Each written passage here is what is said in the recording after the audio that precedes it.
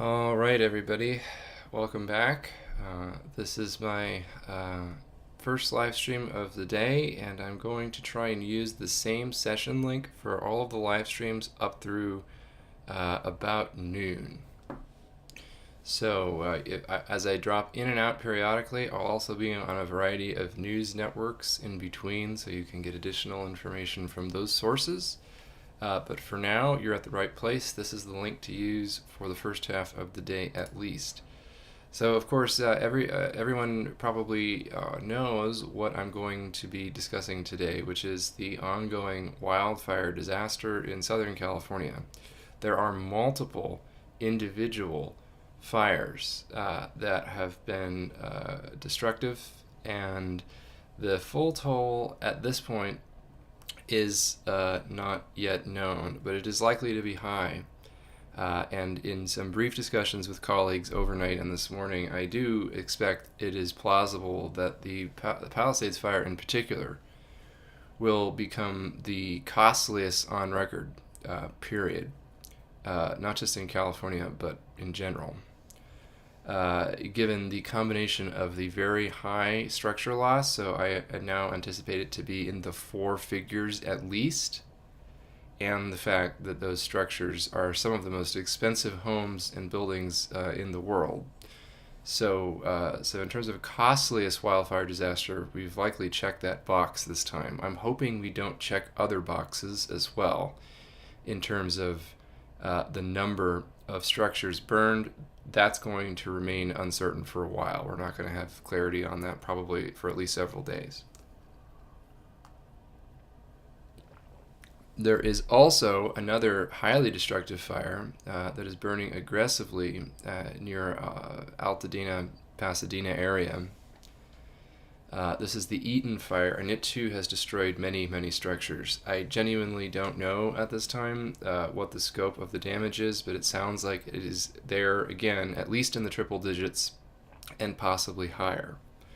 There were at least 3 or 4 other fires overnight that did burn at least some structures, but most of them are either partially or totally under control. The only one that is not, beyond the 2 that I just mentioned, is the Hearst fire. This is the one up by Sylmar.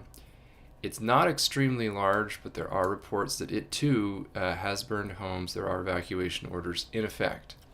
I don't have a lot of details. We'll probably be getting more details in the next few minutes on many of these fires. I'm actually looking live right now to try and get some additional information on some of these, just to see what pops up. And I'm going to be going through everything with you all momentarily via the maps and all of that you'll see in front of you. Just a reminder that it is, for visibility, really helpful when folks share this live stream or like it while it is live. That is what the algorithm will use to determine whether other people also are informed about these sessions while they're live. So that is very helpful. Also, just a side note, as I am battling an upper respiratory infection, so I am trying to somewhat limit the amount of talking that I do, so I'm drawing upon other coverage and offering commentary on top of other people's existing coverage as well as hosting my own today. And so without further ado, let's take a look at the imagery. There's a comment that the comments board on Weather West is not working. I'm just going to verify that does not appear the case. The comments appear to be on. The numbers are preliminary. The one thing that's more than a small miracle is that there don't appear to be any fatalities from the Palisades fire, although now I'm hearing, unfortunately, that is not true of the Eaton fire, where there were fatalities and numerous injuries. So not clear if that's fully confirmed yet, but that is what the morning press conference is suggesting. So unfortunately, these are now both deadly and destructive fires, and I would expect that at least the structure toll certainly will rise, perhaps dramatically, in both of these fires, based on what I've personally seen on the footage that's been put out there, and based on the conditions that I've been seeing. A key piece of information is that the weather event that precipitated these fires continues. There are still very strong winds. They're actually expanding this morning across a broader swath of Southern California. One thing that we've been lucky with so far is that there have not been any large fires outside of LA County that have gotten a foothold, say down in Orange or San Diego counties, which is currently a major threat. The problem is just about every fire apparatus and pretty much even off-duty personnel in California have been pressed into service. There is no more bandwidth to spare. We're already seeing multiple unfolding wildfire disasters as we speak, and so anything else that breaks out, because these extreme red flag conditions, they'll continue to be particularly dangerous, extremely critical for at least the next 4 to 6 hours or so, and then they will remain critical still for 2 more days thereafter. So there is not going to be a clear break. It's just going to slowly fade from extremely critical to elevated, but not really giving a break. So my hope is that there aren't still additional ignitions to come today, but that would be the big problem. There's a report I'm seeing in the chat right now that there is actually a new fire right now near Ventura. Let me check that out, see if that's on. So I see that's the Olivas fire. This is, let's check out. Watch duty for the first time I've ever noticed is running slow, and I think it's just because it probably has millions of new users. That is an unfortunate reality of growing pains. Okay, well, that does look like a significant wind-driven fire. So let's see, let me layer on the satellite. You can see what's here. So I'm guessing it's burning, I don't know exactly. There's patches of vegetation, there's a golf course, there's irrigated fields. This is going to hit the ocean pretty quickly. It might burn through the Santa Clara Estuary Preserve, potentially, McGrath State Beach, and then potentially affect the harbor here. There looks like there might be a water treatment plant there, so there are some potential risks there, but this is going to burn itself out fast because it's only got about half a mile to run to the ocean, and I think it's probably going to do it. This might actually be burning in the Santa Clara River bed here. That would be my guess. So I'll keep an eye on that one. Even though it doesn't have as much destructive potential as these other fires, the problem is it detracts resources from fighting the ones that are. So I'm going to summarize the Palisades fire. The official acreage is still 2,900 acres, but it's clearly much, much larger than that. And actually, I just realized I don't know if I'm sharing my screen. I'm not. Apologies. Let me share my screen. It's been a long day and night, but let me do that now. Okay, there we go. Again, I was referring to the Olivas fire near Ventura. This pointer might not be exactly correct. This might actually be burning in the Santa Clara Estuary Preserve or in the Santa Clara River Channel itself. It's constrained on both sides by irrigated farmland and golf courses, so this may jet out to the ocean, but it could potentially threaten the state beach there, the water treatment plant, and the harbor here. So that's something to keep an eye on. Okay, but now here is the Palisades fire, the one that has caused probably the most structural loss thus far. You can see the outline of the evacuations, which extend all the way from the northwestern part of the city of Santa Monica. So yes, the actual city of Santa Monica, as well as upper parts of Brentwood, do have evacuations currently in effect.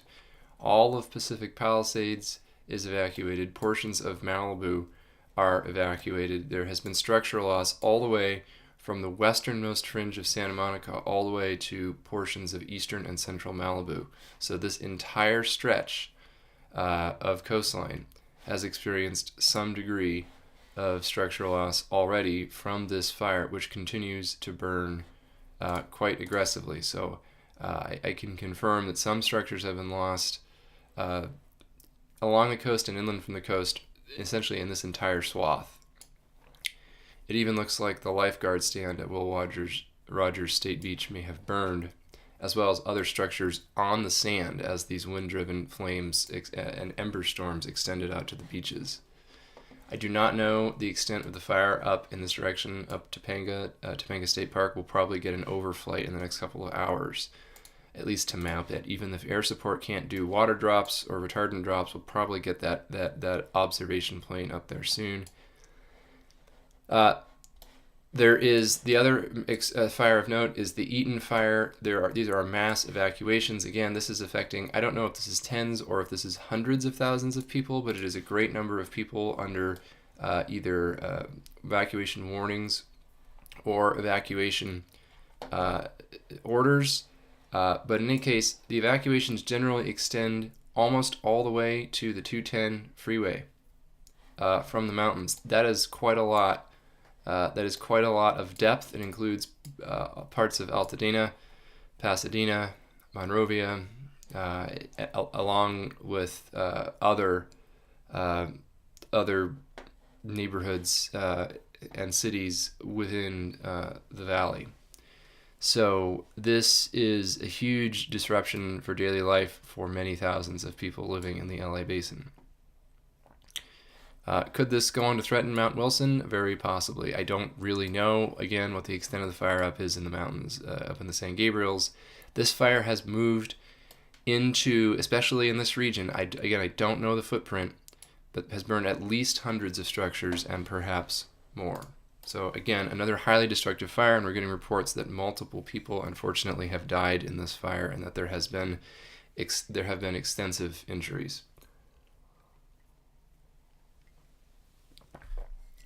Okay, so what else is going on? There have been a number of smaller fires that have broken out. Most of them, this one's not so small. So there's the Hearst fire between San Fernando and Newhall at the pass here, near where the 5 and the 14 merge, I believe. This has jumped the freeway, so this is burning on both sides of the freeway here. I don't, again, know the exact footprint, but there are a variety of evacuation warnings and advisories for this fire. This one may not be as extremely destructive as the other two, but it too has been burning structures, and if it gets into this area, has a lot of room to run in this direction with the winds. I do not know whether there's been an amazing save here yet, or whether the fire has progressed past. So we're sort of have a bit of an operational blind spot right now. We don't know exactly where the fires are right now, but I will show you more later.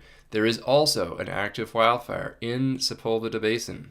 This is the Woodley Fire in the Sepulveda Wildlife Reserve. Of course, the Sepulveda Basin is surrounded entirely by the suburbs, but there is a significant amount of vegetation in the basin itself.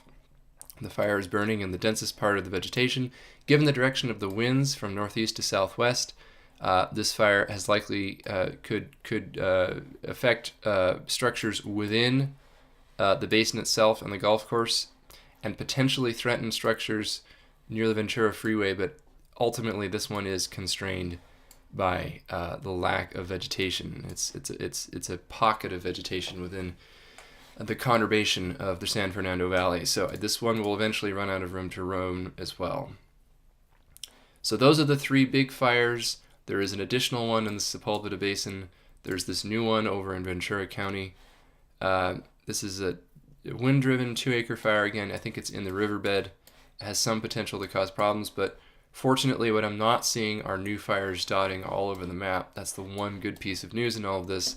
There have been a couple of small fires in Orange and in San Diego counties overnight, as well as San Bernardino. Fortunately, all of these at this time appear to be under control.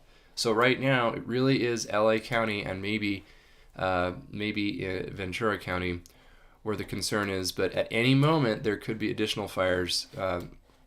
In general, the region of maximum concern today continues to be right where the most intense fires are currently burning, as well as Orange County. So this would be my personal region of greatest concern continuing. But there is additional concern farther south across Orange and San Diego counties if there are ignitions. Okay. What does this look like on satellite? Let's look at the infrared right now. As you can see, there are multiple large infrared signatures. This is the Palisades fire, the huge fire burning along the coast and in the Santa Monica Mountains. There's another huge heat signature. This is the Eaton fire. This is the fire up by Sylmar, and then this does appear to have a heat signature now in Ventura as well. You can see a couple of other heat signatures that have briefly popped up but gone out as they were brought under control.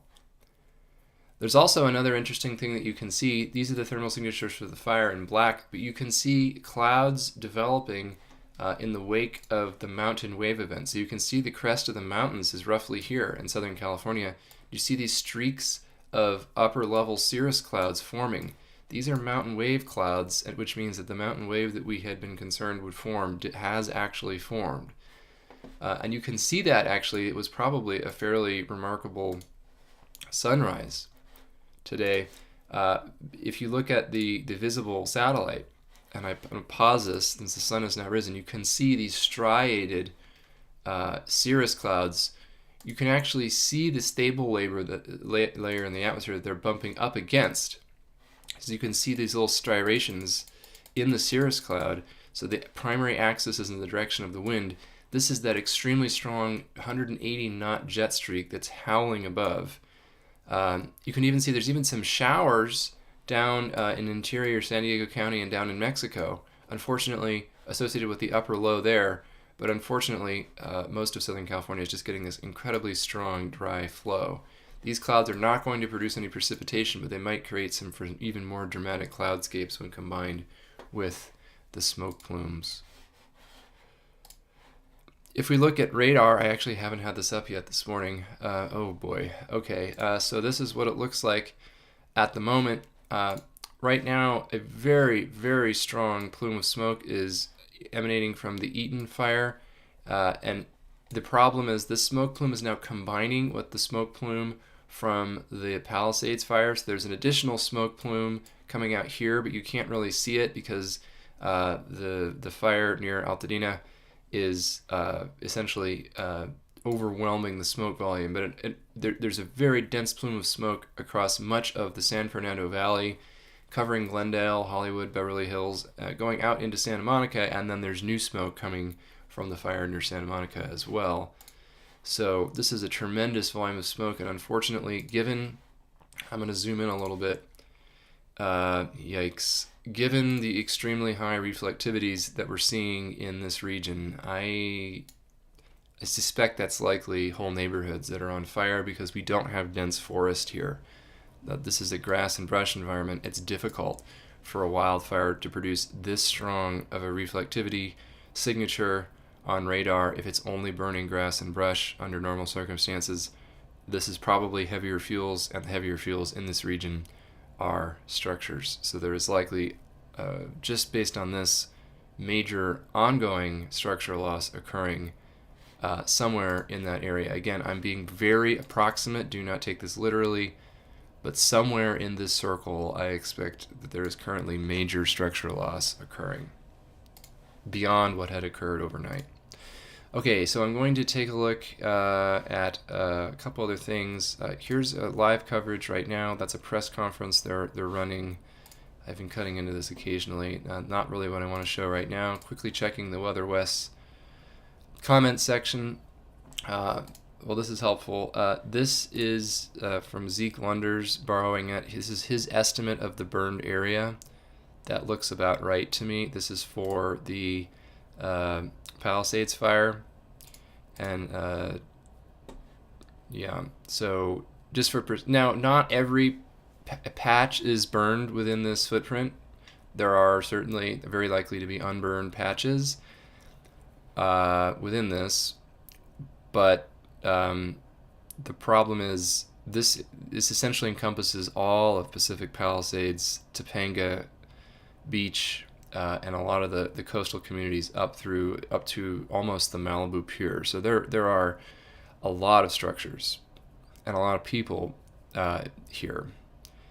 And again, this is not over. There could potentially be additional structural loss up here, over here, and then again in this vicinity as the fire continues today. So that's an informal look. Sorry to borrow Zeke, but I think this map is helpful. Okay, and I did want to talk a little bit about the climate context of this. I'm not going to focus too much on it right now because it's not the main story in the middle of an unfolding disaster, but I think it would be remiss to not talk about it at all, because this is a truly extraordinary climate period as well, and that is related to what has happened with this fire episode. And so I'll spend about 2 minutes talking about that now. Let me just take a sip of my now lukewarm coffee.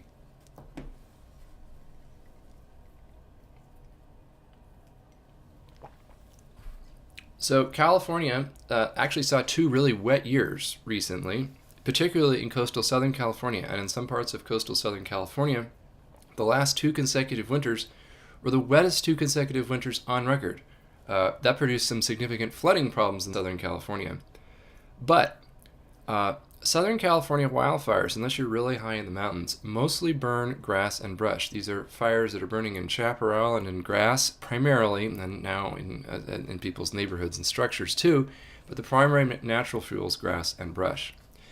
Unlike a forest, which is usually not too different from year to year, the amount of grass and brush that can grow in a given place varies widely in a place like Southern California based on how much precipitation actually occurred prior to the growing season. In a very dry year, there is a lot less grass that grows in Southern California versus a wet one. And this is why in some of the grass and chaparral dominated ecosystems in Southern California, the wet years historically were often the ones that saw the greatest fire activity. Now, in a warming climate, now we're hybridizing things a little bit. We still get really wet years sometimes. In fact, there's every indication that the wettest years will continue to become even wetter. But at the same time, we're also getting much hotter summers and drier falls, as well as an increasing likelihood of dry winters. And you can kind of see where I'm going with this. The problem is the sequencing. Last year was very wet in Southern California, last winter. There was an extremely large crop of what are known as herbaceous fuels, so grass and some of the more responsive brush. That led to accumulation of herbaceous biomass that was essentially double the average amount in Southern California, leading to what we call excessive fuel loading, a lot of extra fuel for potential fires that come in these ecosystems. In other words, that was the result of the very wet conditions the last 2 years and this past spring. Fast forward to the summer, though, where the interior parts of Southern California saw their hottest summer on record. This was not true in the LA basin, to be clear, or in San Diego, but it was true in the mountains, where some of these fires are currently burning. And then in the September, even the coastal areas saw one of their most extreme heat waves on record. Now, since September, Southern California has seen the driest start to the winter on record, period, as well as among the hottest starts to the winter on record. So here is what we see. Northern California has been highly unusually wet since October, but coastal Southern California, in fact, in particular where the fires are now burning, which is the darkest brown area on this map, is the singularly driest October through early January period we have on record. And that is saying something because we've had some really dry ones historically. If we look at temperature over the same period since October 1st through the present, we see that there are also many places in the interior of Southern California that have experienced their first or second warmest period on record from October to the present as well. If we look at the vapor pressure deficit percentile, which is a fancy way of saying the thirstiness of the atmosphere, its propensity to extract whatever moisture remains from the vegetation. Except for the immediate coastal strip within the city of LA itself, this value has been anomalously high, including in western LA County, where the Palisades fire is burning, and in the mountains, where the Eaton fire is currently burning, either well above average, if not, in some cases, the singularly most thirsty atmosphere on record since October 1st. So I just wanted to provide some context here, and I'll bring my own face back up so I can say this directly to the camera. Sorry, you just got a glimpse of my email here. Occupational hazard. But, seeing offshore wind events in January in Southern California, not unusual. Offshore wind season in Southern California is indeed October through about January is the peak season. So that's not too surprising. Now, to be fair, this event is unusual in several respects and is especially extreme and is reaching lower elevations than usual with strong winds. So this is not a typical Santa Ana, but it is the time of year when we would expect to see it. The difference, though, the main difference from the way things typically work or used to work and the main climate change connection does not really have anything to do with the winds per se, which we don't necessarily think will change greatly in a warming climate. But the real connection is the overlap between what I call sufficiently dry vegetation season and strong Santa Ana wind season. Had we seen significant or widespread precipitation in the weeks and months leading up to this event, we would not be seeing the extent of devastation we are currently seeing. This is the same story, by the way, of what happened in Paradise with the Camp Fire, that devastating November wildfire, the most destructive wildfire on record in terms of structures lost and among the deadliest in terms of lives lost in contemporary American history. That occurred in November in Northern California in a very wet part of the state that hadn't yet received seasonal precipitation at a typical time of year before the offshore winds arrived. The same story is true right now in Southern California. And even though winter wildfires are not unheard of by any means in Southern California, the extent of the devastation we're seeing right now and the fact and the degree of dryness and antecedent warmth we've seen, there are clear climate change links to those pieces of the story. So if the reason why things are as bad as they are right now is because of the essentially bad luck confluence of an extremely strong offshore north wind event, that we can essentially attribute to bad luck. I don't think we can really pull the climate change connection there. But when it comes to the other piece of that overlap or that confluence, the dryness of the ambient environment and the ecosystems and the vegetation, and by the way, the structures and the vegetation in people's yards that are currently burning, that's also relevant in this conversation. That's where the climate change connection is.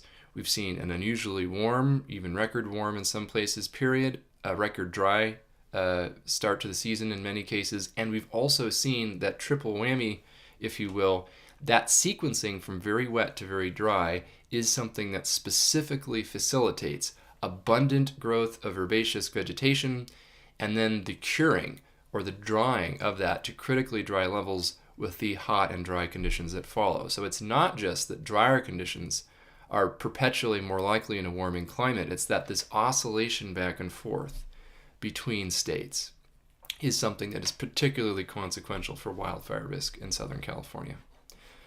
Okay, so that's enough of a climate aside for right now. I just wanted to get that out there and have that recorded in case anybody wanted to borrow from that later. I'm going to share my screen again.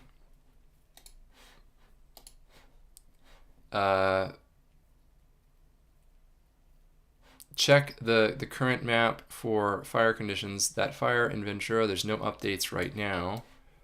Just scanning for new events. I'm not, well, there is maybe, no, that's an extinguished one. So not seeing any new events of significance right now, which is at this point about as much as you can ask for. I'll check in that signature, that radar signature for the fire near Pasadena, Altadena still looks terrible. So not really seeing much relief there. Okay, so I'm actually going to bring, I am going to bring my face back on screen so I can take a look at the questions right now, since that's more interesting than you seeing a mirrored version of the comments that you can already have access to. Just checking a few things.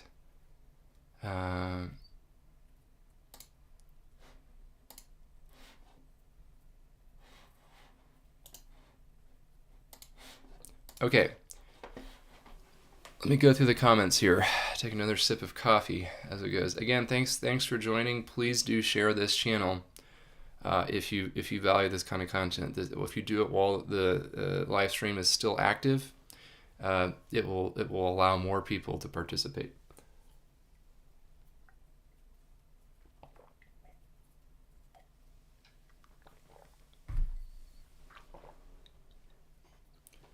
There are some multiple comments with folks saying that their friends and colleagues have lost structures or lost their homes. So I'm sorry to hear that. And unfortunately, I've now heard that from at least 5 or 6 different people I've been in touch with personally since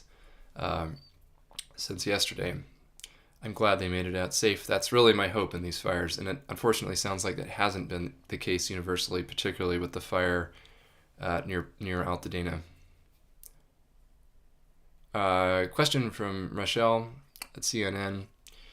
Given the scale and impact of these fires, are there any particularly noteworthy, unprecedented aspects of the current fire situation in California that I'd like to highlight? Any superlatives? Well, there is that aspect, the climate aspect. Not every piece of this has a climate change fingerprints, but some pieces of this certainly do. That's one of them.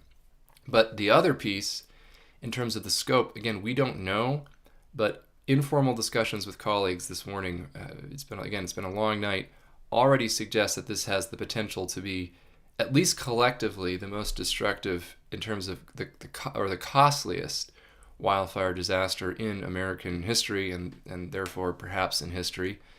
And I personally suspect that even just the Palisades fire on its own may become so. So this is going to become likely a crisis.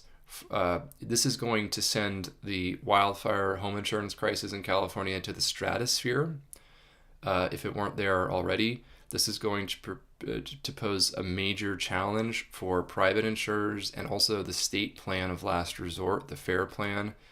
There were conversations as recently as last week that the FAIR plan was potentially overexposed, specifically if there were a catastrophic fire in this region. This is that fire. So the only good news is that right now we're talking about fires that are breaking records for being the costliest potentially in history rather than the deadliest. That is the only real silver lining that I can think of right now. And even then, these fires sound like they have killed some people and injured many more. There are a fairly high number of injuries that I'm hearing, and some of these are pretty bad injuries, burn injuries from people who were actually caught in the fire. So direct fire-related injuries. So I'm hesitant to call that a silver lining at this point, especially before we know the full scope of what has happened and that the event is ongoing. There are structures still on fire, people still fleeing, and the winds continue. There could be additional fires today. But I think that there will be superlatives. And I think that the Palisades fire and the Eaton fire right now are the ones that are going to produce them. Right now, the clearest superlative is with respect to the extraordinary climate conditions that led up to this event and the likely cost associated with the Palisades fire in particular. But there could be others, and it's just too early to know more.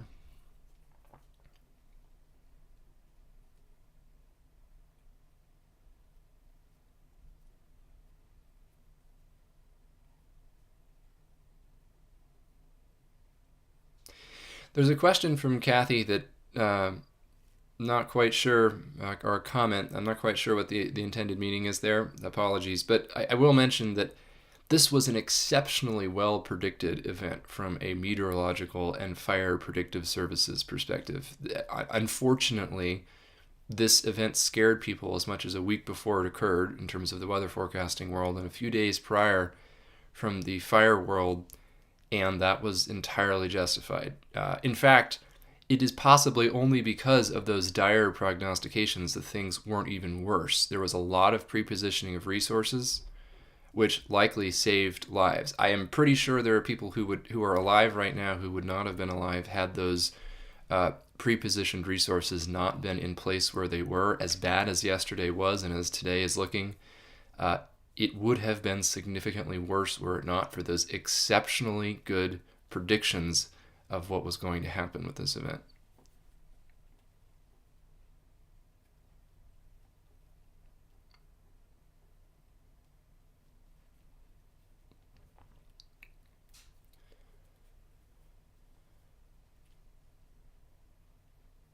Lots of power outages. Some of these may be public safety related. Some of these are probably just related to the 70 to 95 mile an hour wind gusts that have been occurring. I mean, that's enough to knock out the power by far in its own right.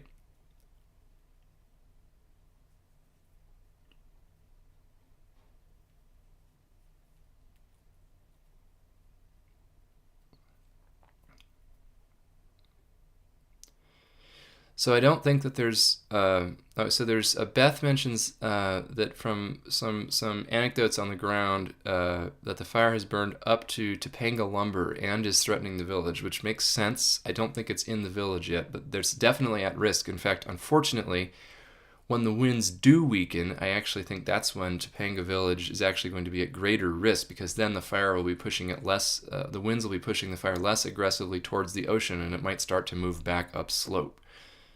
That's sort of that's the progression of events. Is often the Santa Ana winds blow these fires to the west towards the ocean. Initially there's losses then, and there can be a second period of structure loss when the fire then moves back upslope in the opposite direction.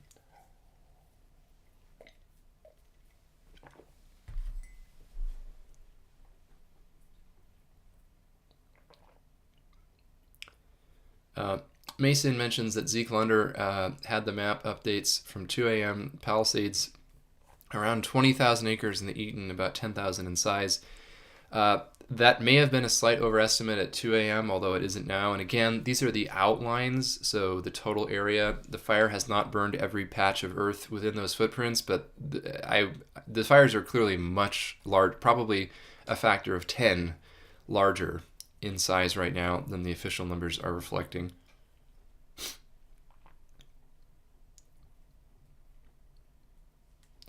There is ongoing risk today. If there are any additional ignitions, especially in the next few hours, that could be a big problem.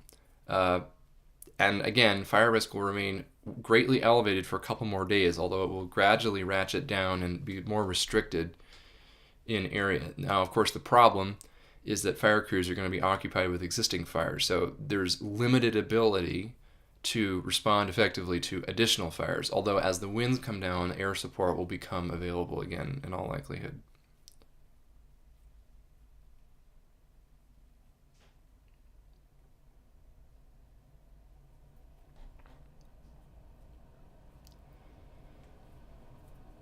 All right, let's see here.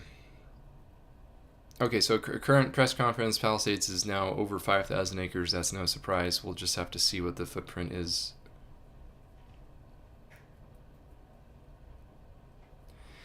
Just to be so, Rachel or Rochelle asks, is the Woodley fire new? Let me just double check. I am not aware of any. Okay, so this is the fire in Sepulveda Basin. That's not going to. That's likely on its way out.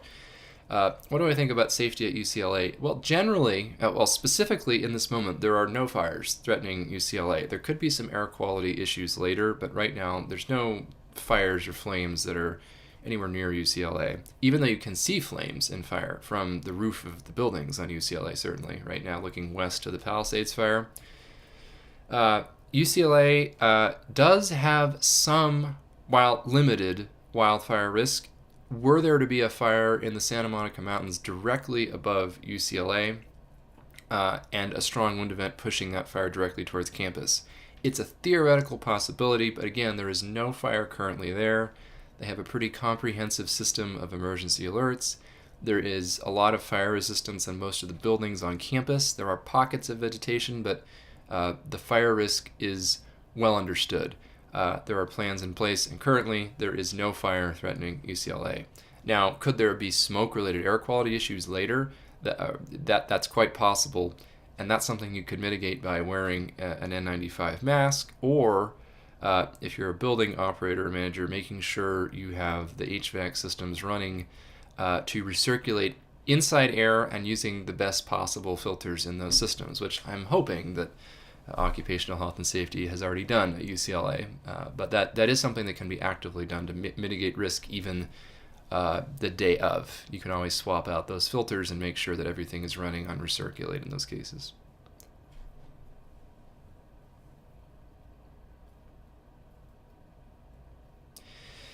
So there's a question related to the climate piece that I was talking about earlier. Hamza asked, does anyone understand how our changing climate would explain why we changed from rather wet winters in the past 2 years to this extremely dry winter in LA? Well, there is a very high degree of background variability. So California is a place famous, or perhaps infamous, for its interannual variability of precipitation, so these wide swings between wet and dry.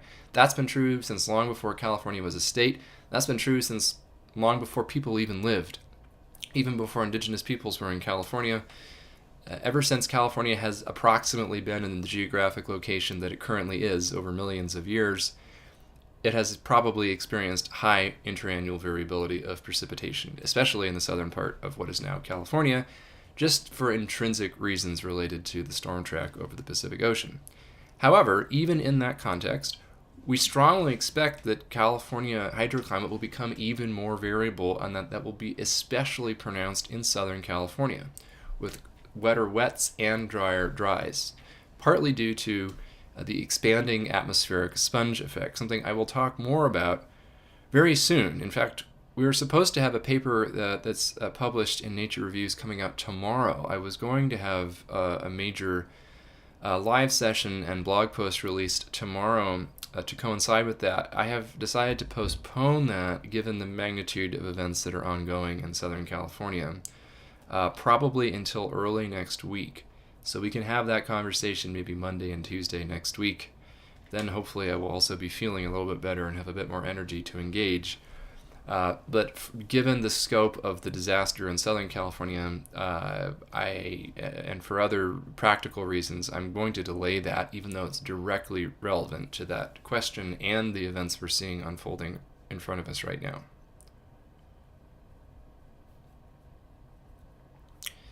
What is the general strategy for containing fire of this scale with this amount of wind? Well, while the winds are blowing like this, you can't get in front of it. You can essentially not, unless there's a very large fuel break miles wide, which really the only one that there is in Southern California is either downtown LA or the Pacific Ocean.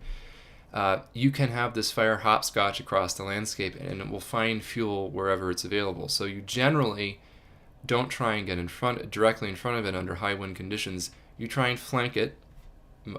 So firefighters are actively working the flanks of these wind-driven fires, and then once the winds calm down, there may be more direct attack of the head of the fire with air resources and personnel on the ground when it's safe to do so. But the answer is, when you have a wind-driven fire and heavy vegetation, or moving through a populated neighborhood burning structure to structure, there is not a lot that you can do. Even with all the modern firefighting equipment and personnel that we have, there is not a lot you can do under those circumstances, even with all of the resources in the world. What you can do is effectively try and constrain the flanks of the fire, and that is exactly what is being done right now.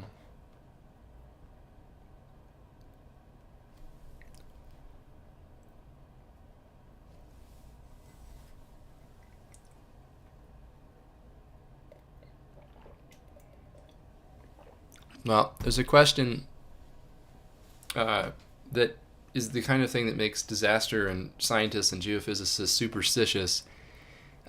If the big earthquake happens during an event like this, does basically the whole region burn to the ground?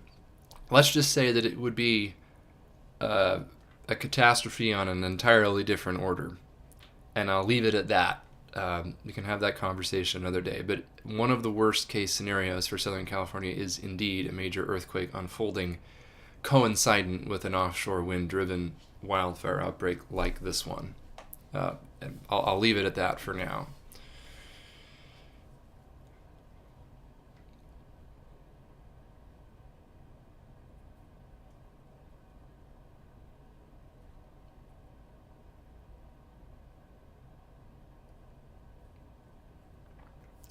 I will note that that folks have been commenting that why are there so many fire ignitions? Presumably essentially all of the ignitions during this event are human caused. Now, people conflate human caused with intentionally human caused. I don't have any particular insights into whether any of these fires could have been maliciously set, arson, or not. But generally speaking, during these sorts of events, most, if not all, of the ignitions are going to be human caused.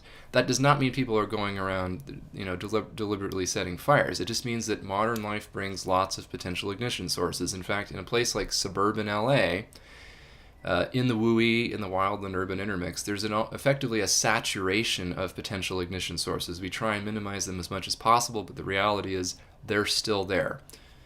Internal combustion engines, electricity, batteries, all of these things can potentially produce sparks, and when you have millions of people living in the environment, occasionally those sparks occur. I was actually fairly impressed by how few ignitions there were during this event, given the extremity of the dryness and the winds themselves. So, quite frankly, I think people have done a pretty good job avoiding ignition. So there aren't some extraordinary number of fires right now. That is not what's extraordinary about this event. In fact, I would almost argue that it's the opposite, is that good job people not doing stupid things or reckless things in the wildland, and good job to the initial attack crews who did put out quite a few small roadside grass fires and things like that before they got up into the tree canopy or into the brush. And apologies here.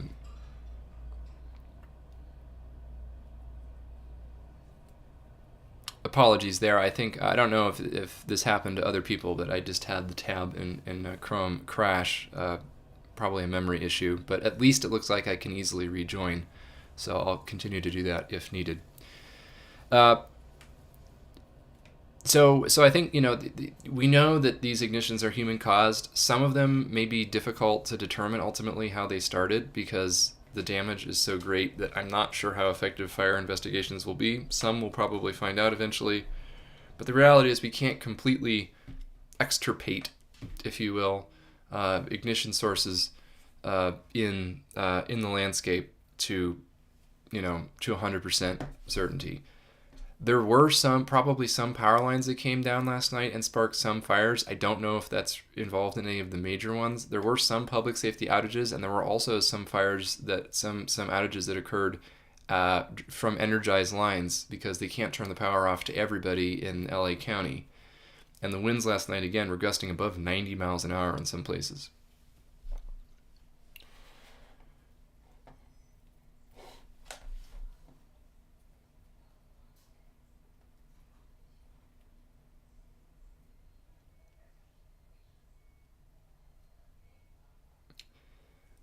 There's a question about what I'm seeing on the east side of the Palisades fire. The best way to answer that might be to look at webcams, so I'll do that in a minute.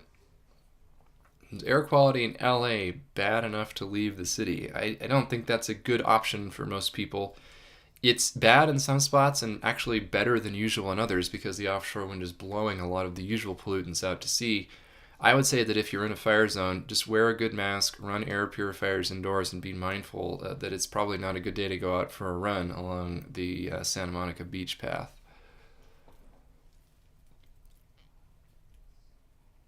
As much as that was something that I liked to do when I was living in LA, I would probably not a good day for it.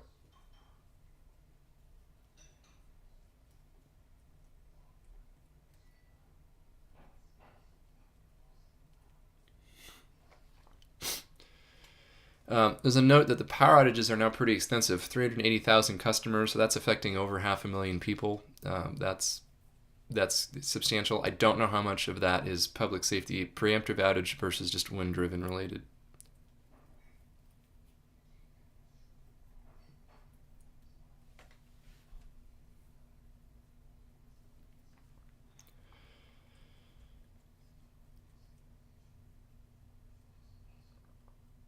Okay, so I'm going to share my screen again, try and get some additional information, and then a programming note. I'm going to keep this live link open until about noon today.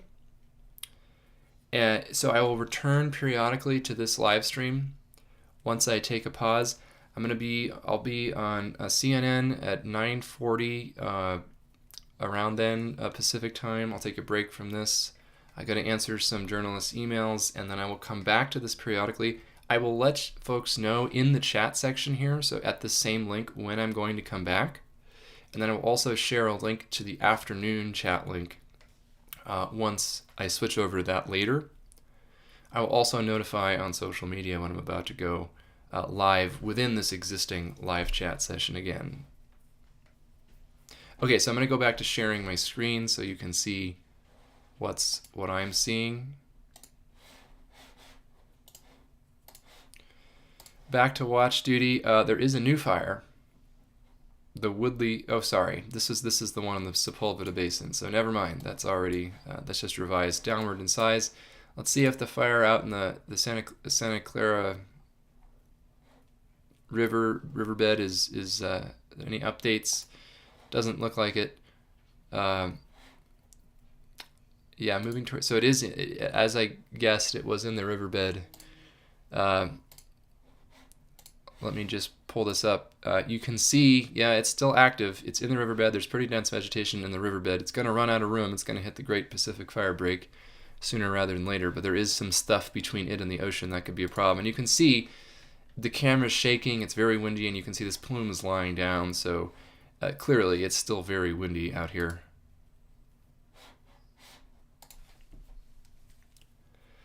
Just going to scroll over to some other areas again. Check for other events. See if there's any updates on the others. I'm still not seeing new events. Still looking okay down south. Let's see the updates on the Woodley.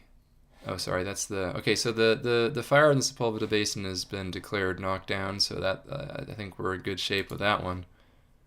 The update on the Hearst. Well, over 500 acres, rapid rate of spread. It's spreading within the Saddle Ridge fire scar. I think that was a 2019 fire, so relatively recent. However, again, these have been the 2 wettest consecutive years on record in this part of the state, so there's been a lot of regrowth of herbaceous fuels and some brush. So again, this is a brush and grass fire, and 4 or 5 years, especially in the context of some of the wettest years on record, is enough to fill in that footprint pretty well, although that might still be mitigating the rate of spread somewhat. Let's actually see if we can see on a camera view what this might be looking like in terms of the level of fire activity right now. Kind of hard to tell. There's a little bit of smoke. It doesn't look terrible right now with that one. Let's take a look at the Palisades. Okay, so this camera is looking east from west of Topanga Canyon. This is from one of the ridges west of Wildwood. I'm going to zoom in. This is the last, let's just look at the last 15 minutes. I think this is operating slowly. They may be overwhelmed as well. Clearly, there's an active fire. I may not be able to play the movie here.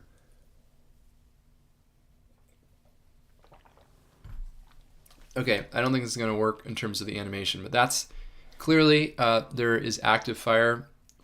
You can see the flames over here, the heel. Clearly still a wind-driven plume. You can actually see these cirrus clouds from the mountain wave on top of the plume. And it looks like the fire hasn't quite made it to the camera location yet, but it's getting close. This is the western side of the fire.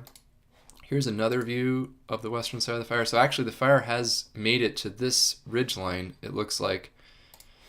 That's even farther west. Let's see if we can... Okay, so this animation's working.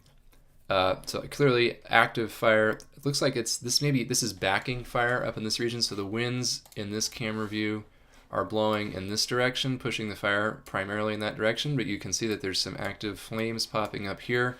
This is moving upslope against the wind, which is the kind of spread we will see increasingly as the winds die down later today into tomorrow, and we will see more upslope spread of the fire. The fire will become more terrain driven as opposed to wind driven as it is currently. And Often during the transition period, that's a dangerous period for firefighters because there's often a shift from the fire's primary movement in this direction to then be moving upslope, and that can be very rapid, and you can get some pretty intense upslope runs. That's sort of a common history during the transition periods for these Santa Ana wind-driven fires, so that's a known hazard. The fire crews should be well aware of that. Okay, so this is even farther west. This is from Saddle Peak, and it looks like there is active flame right near okay, so actually there's a structure burning at the telecommunications site right there in the little corner over there. So the fire has reached Saddle Peak and is actively burning structures as we speak. So that's all the way over here. So that confirms the fire has at least made it this far. I don't know if the fire has made it to this part of Malibu, but the fire is at least this far west. So if I zoom out to show you what that means about the minimum westerly propagation of the fire, that means that we know at this point, just based on looking at the camera, that the western side of the fire is approximately in here somewhere. We know that the fire started around here, above Pacific Palisades. It has burned not all of Pacific Palisades, but much of the region in here, and has really tried to fill in the gaps down here as well. The perimeter is not quite clear. I don't know exactly how far it's propagated in this vicinity in particular. That this is sort of a question mark. Let's go look at some other cameras to find out. Let's see, these cameras may have burned over, I don't know. Looks like, well, they were up an hour ago, which is remarkable. I think the site is, watch duty is probably under considerable strain right now. So that's old. That camera probably got burned over or lost power. Okay, well that's 18 hours ago, so unfortunately that one probably got burned over. Here's one in Santa Monica. Okay, this is probably the view that we need. Okay, so there's not a lot of visibility. Here's the last 15 minutes. Clearly, air quality is not good. You can see in the most recent images as things clear out a little bit. This is still a wind-driven fire. I don't want that anymore. We can't really tell much other than that. The fire, the heel of the fire is right around here, and you can see the winds are still blowing the fire this way. Looks like there's a little bit of a wind shift more in this direction, which that's not great for the area here in the smoke. We'll just have to see how that goes. And then let's check and see if there are any good views so we can see what's going on with the Eaton fire. Okay, so this one looks, so that's kind of a scary view. That looks really bad. This is a fire moving through an urban area. That's a lot of smoke, and the fuel there is structures. So this is an urban firestorm, unfortunately. That supports the radar view that there is very high intensity fire occurring in a place where there is not very dense vegetation, and therefore deductively we can see, and you can even see some structures burning. Actually, it's still windy. That's the far view. Let's see if there's a closer view. This one, it's not a great view. Mount Disappointment, how's that for a name? So you can clearly see the fire here. Again, this is a nice view of the heel, so it's right around there. Clearly still wind driven, moving downslope. Again, as the winds die down, this fire is going to want to move back upslope. It's going to move uphill and potentially threaten this transponder site, although again, that's probably better than what it's currently doing, which is burning structure to structure through the suburbs. We still have a number of hours of pretty extreme wind conditions. Again, you can see this fire is really just cranking, and you can see, unfortunately, it is backing up slope slowly, but the main direction of spread is still directly into populated areas. So again, this is the Eaton fire. Let's see, this is another close view. Active fire there, not, okay, so this one looks interesting as well. This is an even better view of the heel, and you can see, again, This is the area, by the way, where if they can get air tankers up in the morning, they're going to try and put down some retardant line, I would guess, while the fire is still backing upslope or while it's hung up on the ridge line. It's currently moving downslope aggressively. They're not going to be able to put much retardant down in front of the fire. It's both dangerous and going to be ineffective, but they might. I'm suspecting they're going to bring out the DC-10 or something and try and paint a long line down the ridge in anticipation of these winds eventually weakening and this fire roaring back uphill. But right now, this is still a very dangerous and deadly, unfortunately, wind-driven fire burning hundreds, if not a four-figure number of structures within that plume.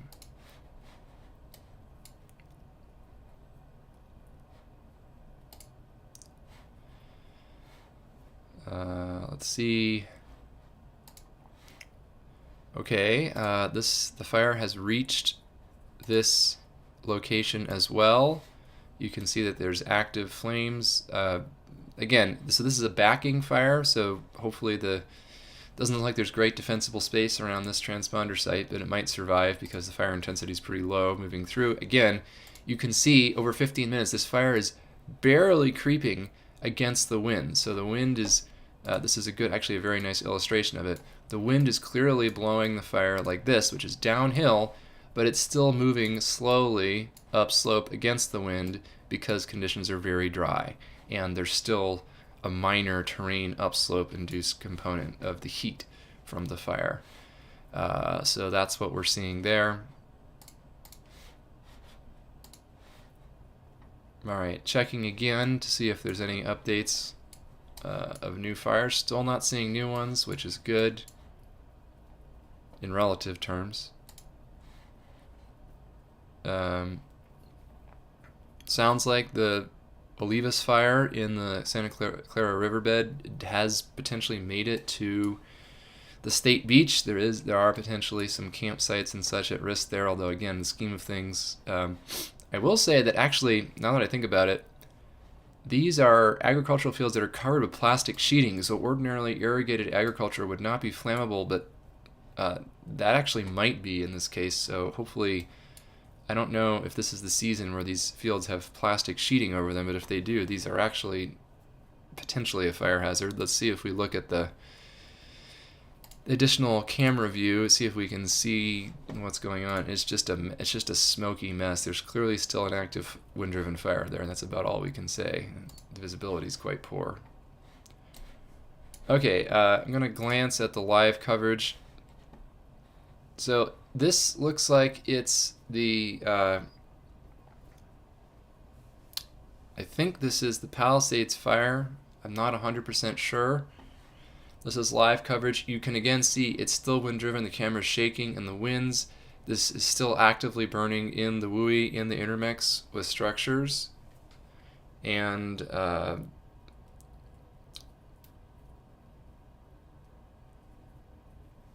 okay, just trying to double check that I'm still here.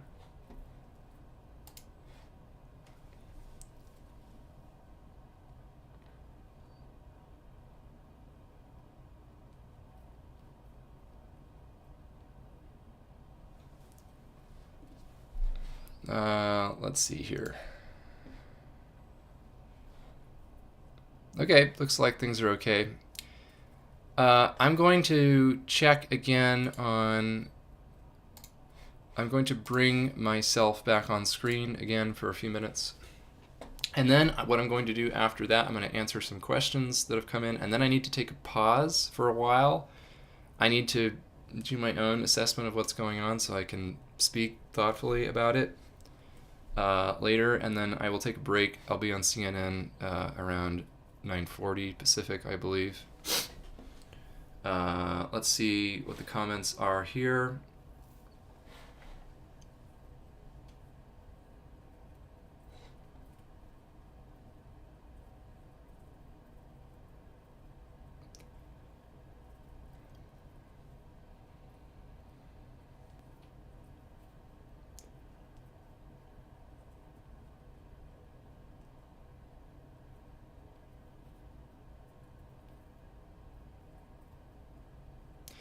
Okay, so here's the plan, folks. I'm going to keep this live stream open. You're more than welcome, in fact, encouraged to keep it open in a tab on your computer. I'll be returning periodically. I will add a note to the chat each time I do so. I'll share on social media when I do so. And I'll keep this chat link open through about noon Pacific time, appearing periodically, and then I will, just to give my computer a break, restart everything with a new chat link right around noon for the second half of the day. So I'm going to put a placeholder graphic up for now, but I will continue to return to this channel episodically throughout the rest of the morning. And if you are one of the 200 people who has sent me an email since midnight last night, I'm going to try and spend a little bit of time responding now. So thank you for your attention and support. Stay safe. Fingers crossed we don't see new ignitions in the final hours of the extreme portion of this wind event. But we are looking at what is, I think, likely to become the costliest wildfire disaster in California, if not national history, along with a number of other superlatives. We will not be seeing the largest fires in state history by any means, but arguably it is the damages and the injuries, and unfortunately now hearing of the deaths, that will really tell the tale. So that's my plan. If you remain in the chat section, by the way, feel free to tell people that this remains active, even though I'll have a placeholder graphic on screen. So goodbye for now, and I'll see you again soon in the same live stream.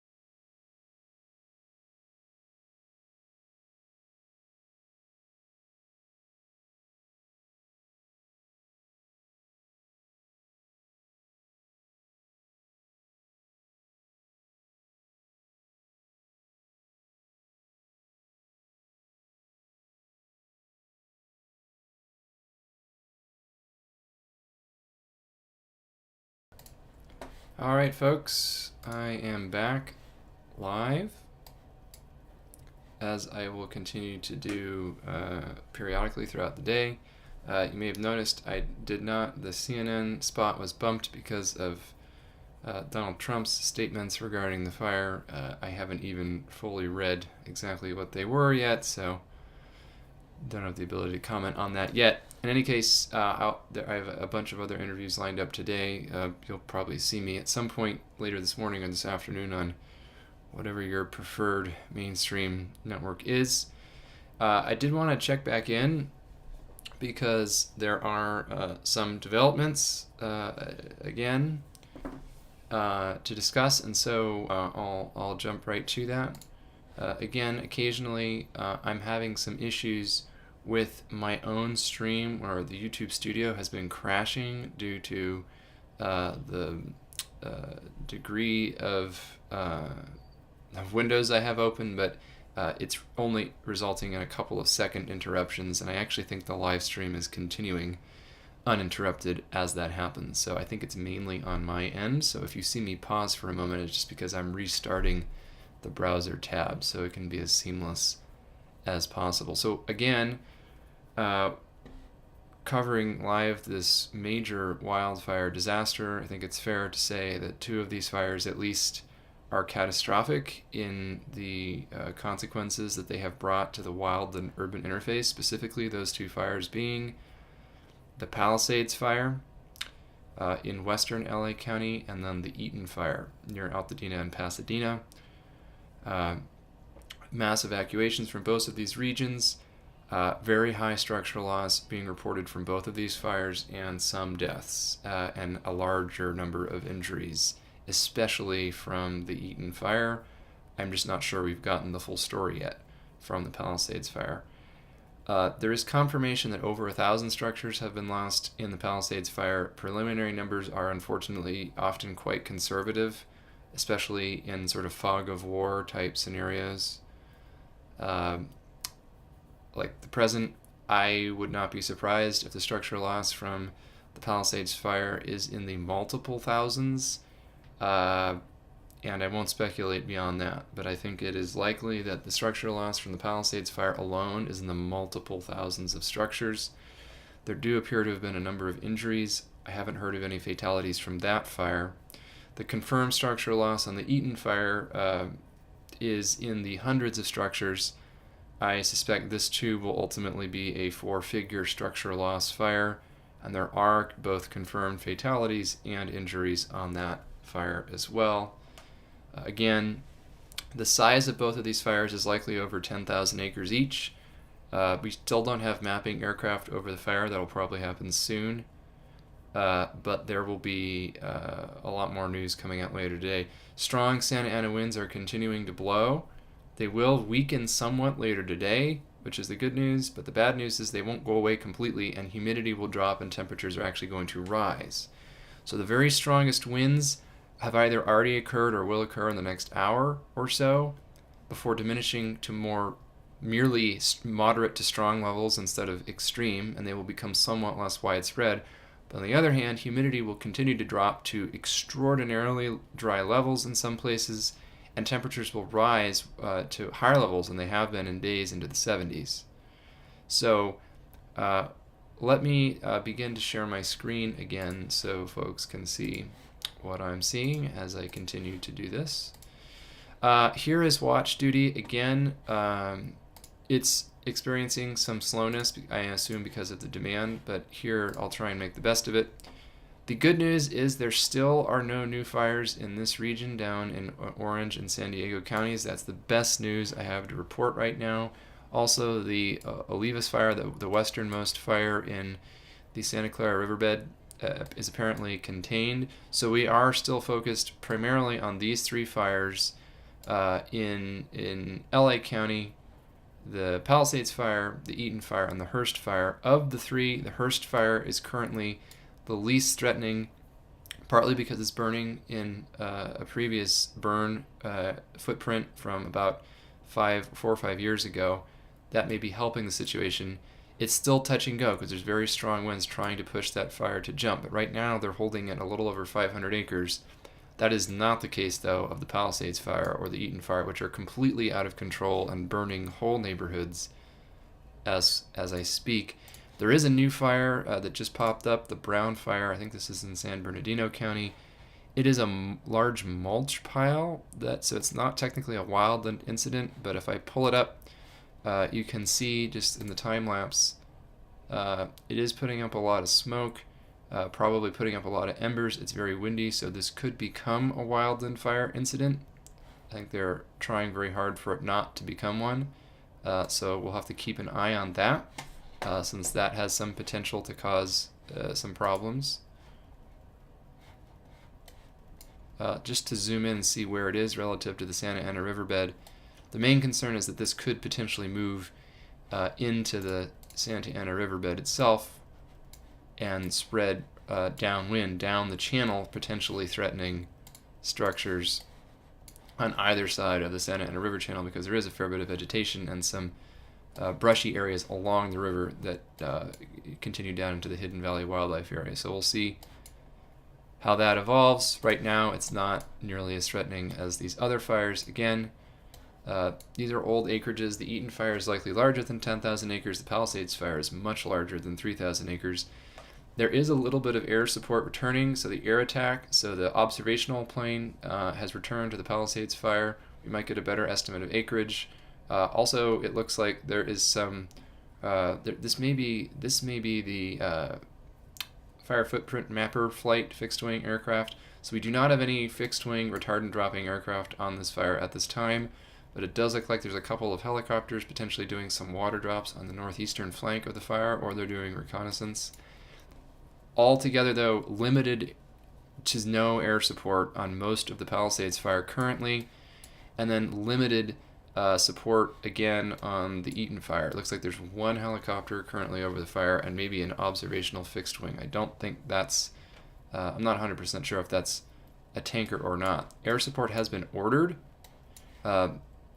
Here's a tanker. Here are the super scoopers. It looks like they have done some drops on the Hearst fire. This one looks like it might be the most accessible today for air support.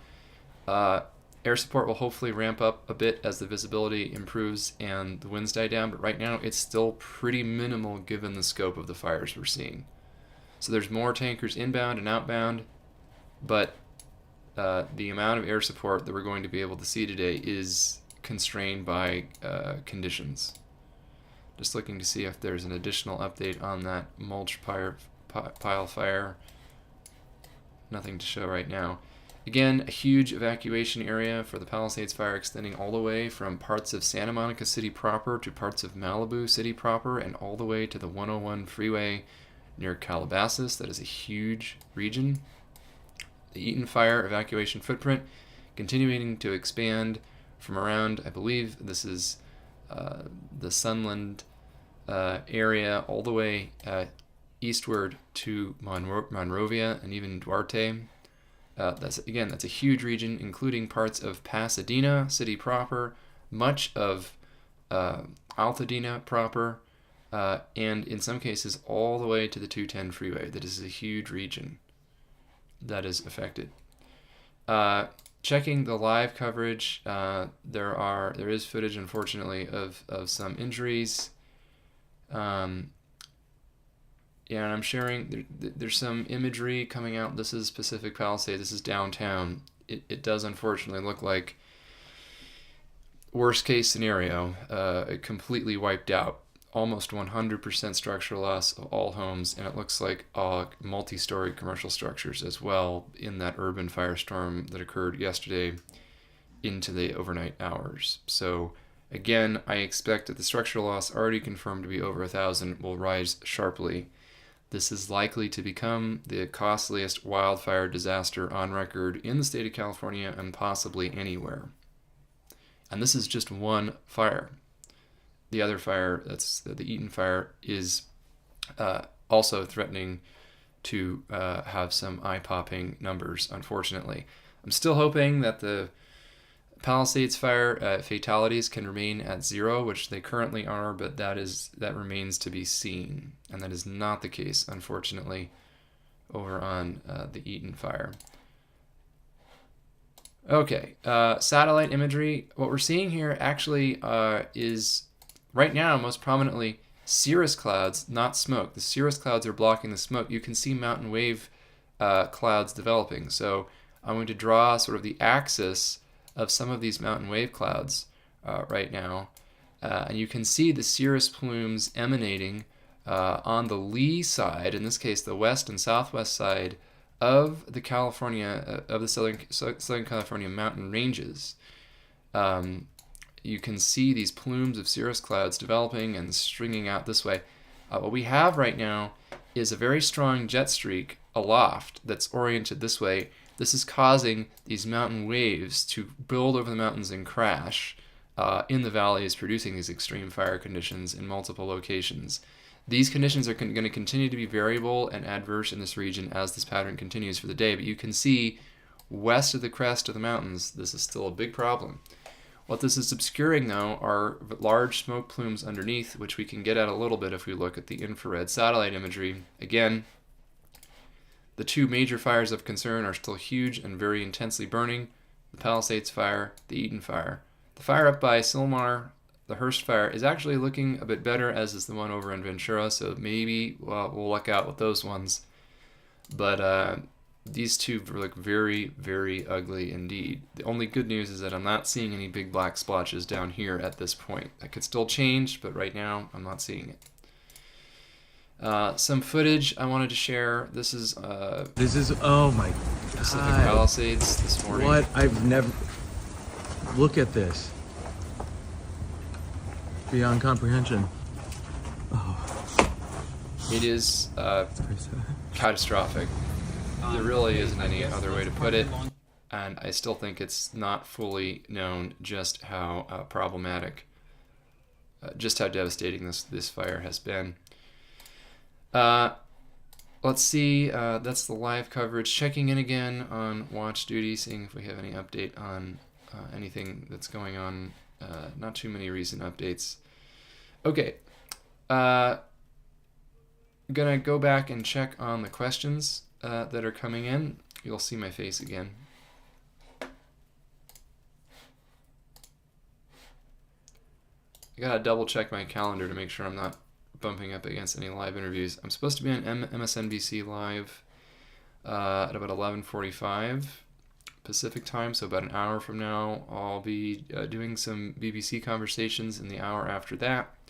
I should be on ABC 7 Bay Area at about 3:10 Pacific time, and that may be shared with ABC network in Los Angeles area as well. Let's see here.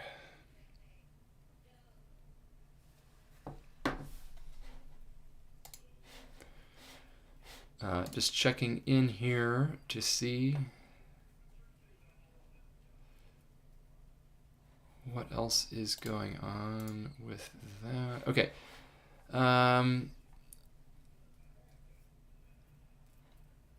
Yeah, folks mentioning that watch duty is having some challenges right now. Glad to see that folks are not having problems with the live stream, at least on their end. I'd rather it be on my end than other people's end. Yes, thanks for the mention. When folks like the live stream when it's live, the more people see it, the more we can grow the channel's audience during events like these, so I do appreciate it. Please also consider subscribing, because that will allow you to be notified if you turn notifications on when I actually do go live. In slightly less disastrous times, I have other conversations about weather, climate, and wildfire and related topics. But during these episodic events, I pivot to live coverage of what is actually going on in real time. Comment that it's windy down in La Mesa, 10 miles east of San Diego, so there is still very high fire risk. We're just lucky we haven't seen any fires break out of significance down there yet. Hopefully we won't. AQI, so air quality index, numbers looking unreal. I'm assuming looking bad. Again, it's a mixed bag. In some places it's extremely bad, and in some places it's actually better than average, because the offshore ones are pushing the usual LA basin pollutants offshore.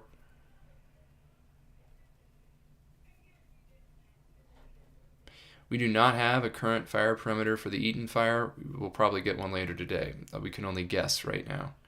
Is there a reasonable possibility that the Eaton could jump south of the 210? I mean, the likeliest time for that to happen, which still would have been unlikely, would be during the peak wind period, which was overnight until about right now. I think it's very unlikely. Theoretically, long-range spotting, multi-mile spotting is not impossible, but I think generally speaking the risk will remain north of the 210. That said, hundreds of thousands of people live north of the 210 and are at immediate risk at the moment. The winds are peaking right now and are in the process of dying down in some places, although they will expand in extent, so we trade maximum intensity for slightly more widespread winds later today. They will continue to weaken slightly into tomorrow, although offshore at Santa Ana winds will continue, and temperatures are going to rise and humidity will drop, so we trade off stronger winds for lower humidity and hotter temperatures, and that will push the fires in different directions. They'll become more terrain dominated, which will result in a whole new set of complications.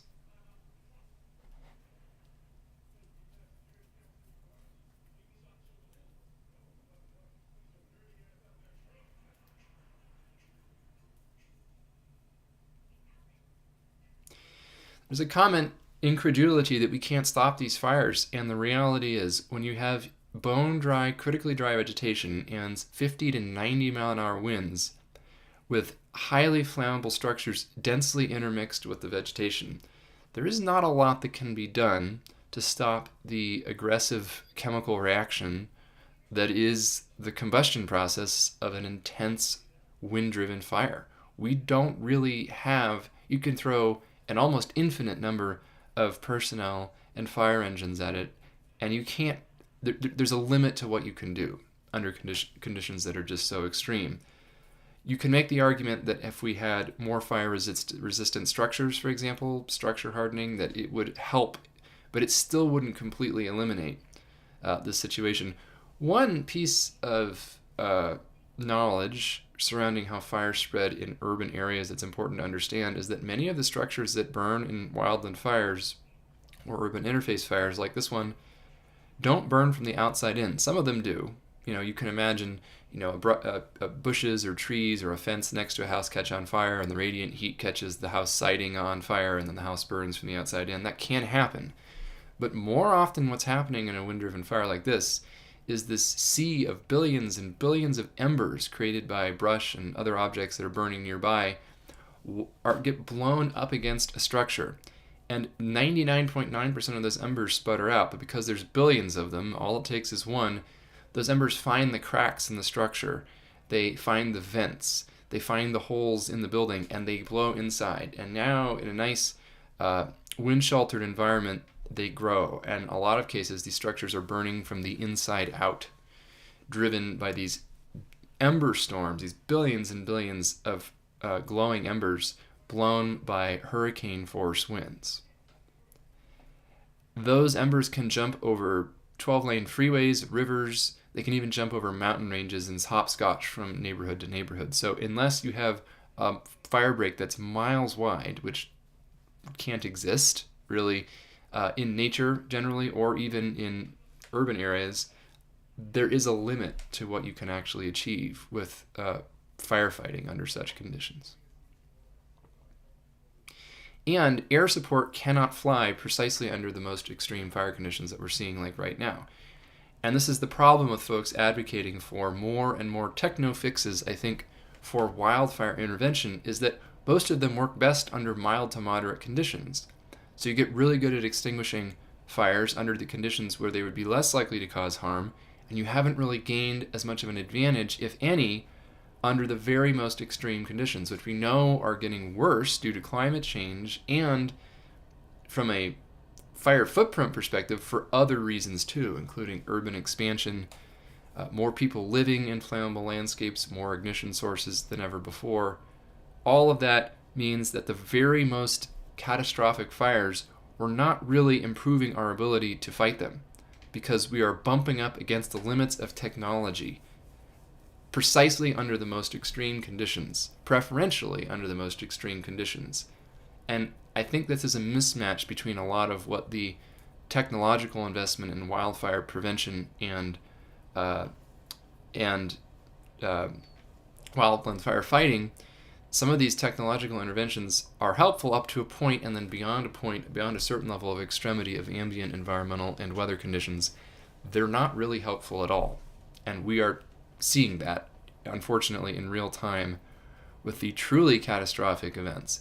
LA County is arguably the best prepared region on Earth to deal with wildland fire. Not only does California have a large and dedicated, a veritable army of personnel and equipment through CAL FIRE, literally like a small nation's equivalent fleet of aircraft and vehicles and and personnel, essentially a standing army at all times devoted to wildland firefighting primarily.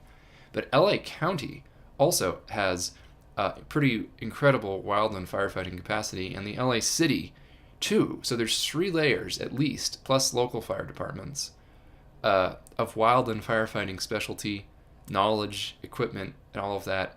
And all of this is unfolding in exactly that part of the world. So think about that for a moment. And I think it's ridiculous to say that all of these entities were incompetent in some way. That's just not correct. It's objectively untrue. The more interesting question is, how is it that such an incredibly well-prepared and wealthy region, I will remind you that much of the structural loss that has occurred in the Palisades fire is some of the most expensive real estate on Earth. Very high local taxes, very well-prepared region with lots of prior planning, lots of emergency response, surge capacity. All of this has unfolded despite that. And I think the one silver lining here is that there does not appear to have been mass loss of life in the Palisades fire. And I think had there not been this incredible capacity at regional scale, I suspect there probably would have been.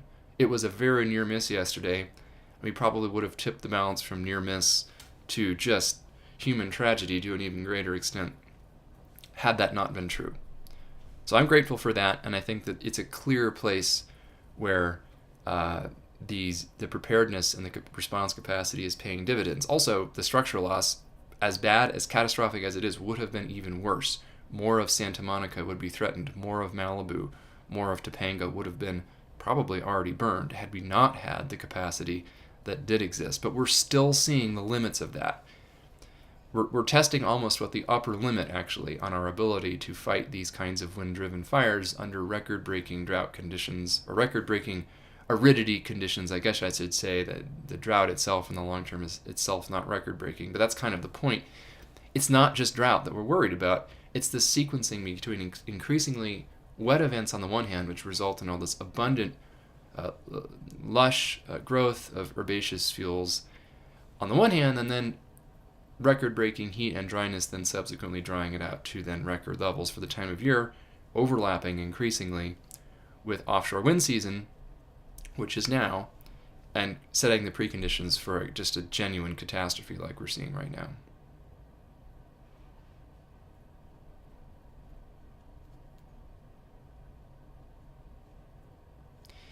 A question from Shane, why are there no fixed-wing aircraft coming from CAL FIRE? There's 2 reasons. One is there is extreme turbulence that would cause a risk of those planes crashing, which would be terrible both for the pilots and for anybody on the ground. And secondly, because visibility is poor due to smoke, and that presents the same risk. I suspect there will be an increasing amount of fixed-wing on the aircraft on these fires later today into tomorrow, as the wind and the turbulence aloft moderately decreases. I think they're going to push the envelope, but they're not going to push the envelope to the point where they're putting pilots and people on the ground in clear danger.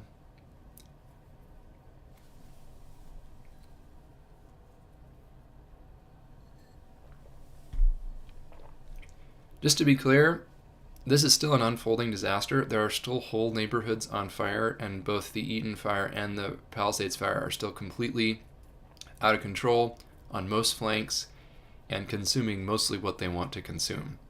So this continues to be a life safety priority mission for firefighters, and then a secondary property protection, because it's not possible to protect all neighborhoods. There are some city streets that are completely engulfed in flames right now in Altadena, in Pacific Palisades, in Malibu with not a single fire engine on them because there just aren't enough resources and the conditions are just that extreme.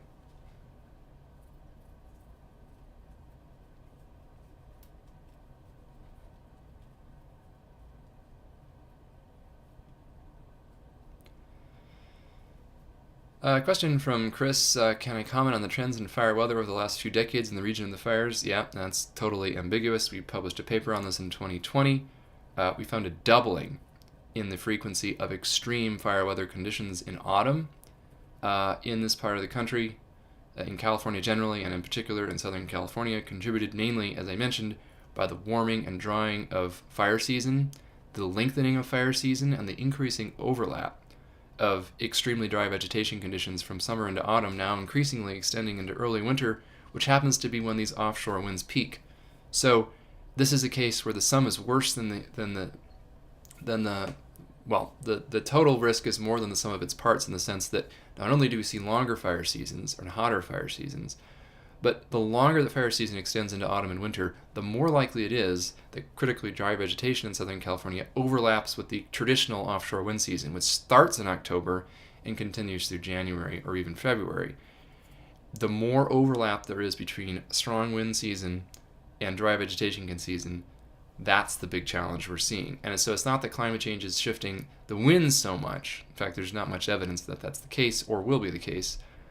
But it is shifting the vegetation preconditions and therefore the interaction between vegetation, dryness, and winds. That is the fundamental thing that's changing. And also, we are expecting to see, and I would argue have already seen by some measures, increases in this hydroclimate whiplash, this sequencing between extremely wet conditions, which favor all this abundant vegetation growth, and then record heat and or dryness that follows, which drives that additional vegetation growth out to record-breaking levels. And that is in fact exactly what we are seeing right now. We're seeing a remarkable and even record-breaking wet to dry precipitation whiplash event at seasonal scales in Southern California, which has set the stage for this fire catastrophe amid what is arguably itself just a piece of bad luck. This very strong wind event would not have produced a fire catastrophe had we gotten, say, an inch of rain in the past couple of weeks in Southern California. And I'm quite confident in that.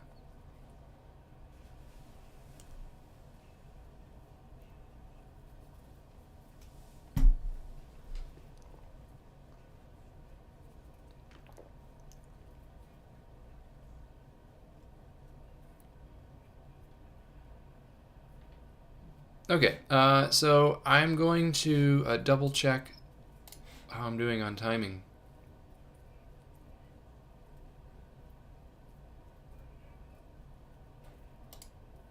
Okay, so I'm going to share imagery a little bit more and then pause this live stream once more. I do have some, as I mentioned, some live interviews coming up. I will probably, for the afternoon, begin a new live stream. So this one I can give my browser some mercy, close some tabs and reopen them. So I will, I'm going to spend about 5 more minutes in this live stream, give some more live updates.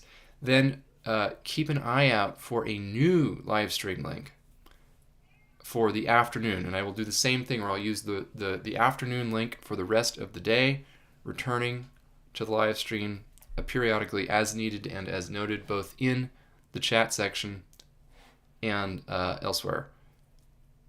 And actually, I will do that when I before I actually officially end this live session. I will turn my screen on to the static placeholder screen, but I will make sure I add the link to the afternoon live stream to the comments section to the chat here before I close the stream. So keep an eye out for that before you leave. Okay, so I'm going to share my screen again for the last 5 minutes here, just to do another check on the general situation. Let's see what is going on here. As folks have mentioned, there is finally some air support starting to approach. These are just air attack planes. These are not tankers right now over the fire. So these are observational and coordination aircraft. There is some rotary wing, so helicopters over the fire. It looks like the tankers right now are focusing on the Hearst fire. That's probably where the visibility is best. I'm not seeing any new fires up here, which continues to be the question.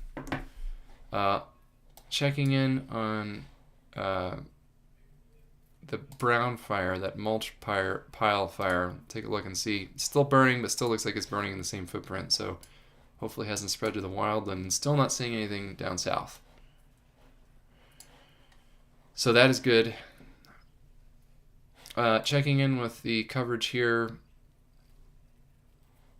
That's the Sepulveda Basin fire, which is under control. Satellite still looking ugly. Okay.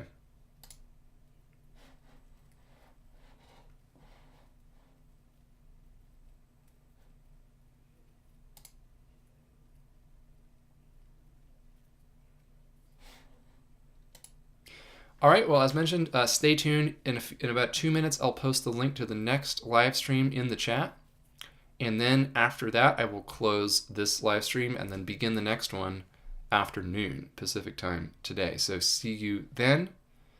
And again, you'll see the placeholder graphic for now, but wait until I post the link before you leave if you're interested in joining later. So thank you, and I'll talk to you again in later today.